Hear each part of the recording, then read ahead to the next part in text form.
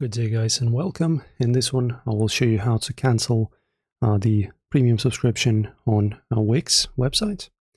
So firstly guys, of course you will need to log in into your account and you'll be dropped to this home page. This is a dashboard where you can edit your website, customize everything, and then just go and navigate with your mouse to the upper right corner of the website where you can see your profile image.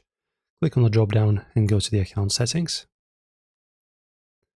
After that, guys, go to premium subscriptions. And as you can see, I don't have any, so we will just use this screenshot in here. So just as you can see, you will have this list of your subscriptions. So for example, this person here on the screenshot has a start date, end date, and payments received, and also the price for the subscription. So you just press on that subscription, as you can see, and then just press on cancel it. So as you can see, it's going to be somewhere in here, also on the right top right corner. And after that, of course, you will not be billed and money won't be taken away from your card the next period you need to pay once again. So pretty much this is how it's done. So you pretty much just make sure that you cancel the subscription and you cancel the next billing period, and you won't have to pay anymore.